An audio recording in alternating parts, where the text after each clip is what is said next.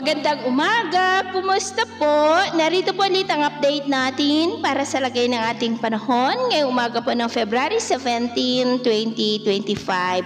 Sa ngayon po ay walang anumang banta ng sama ng panahon sa loob at labas ng ating area of responsibility. Easterlies pa rin ang dominanteng hangin na umiiral ngayon sa malaking bahagi ng ating bansa mula silangan ng Luzon, Visayas at Mindanao. Ang hanging amihan naman ay nagsisimula na lumakas at umaabot na po dito sa northern part ng Northern Luzon habang ang shear line ay nandyan po ngayon sa northeast ng Cagayan. At sa ating long range forecast, wala pong bagyo na namamataan na tatawid sa ating kalupaan hanggang po sa matapos ng buwan ng Pebrero ay posibleng storm free po tayo. At sa lagay ng ating panahon, ngayong madaling araw dahil sa amihan at shear line ay may mga isolated rains sa may Batanes, Babuyan Islands, Cagayan, Apayao, Mountain Province, Ilocos Region at may mga isolated rains rin dulot ng mga localized thunderstorms sa may Marinduque, Southern Samar, ilang bahagi ng Leyte, Dinagat Island at Sulu Archipelago. At mamaya po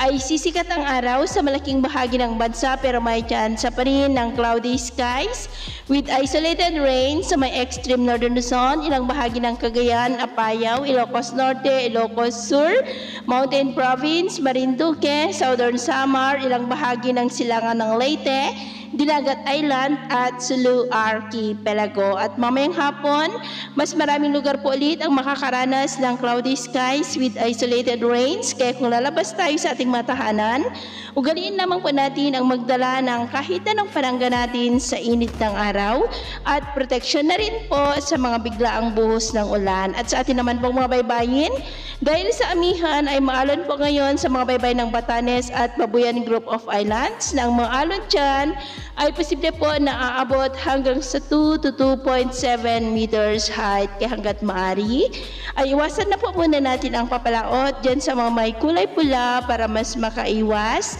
sa mga sakunang pangkaragatan. So ito po ang latest update natin sa araw na ito. At ako po muli si James na nagsasabing sa kahit anong pagsubok po na darating sa ating buhay, huwag na huwag po tayong mawawalan ng pag-asa. Thank you and God bless.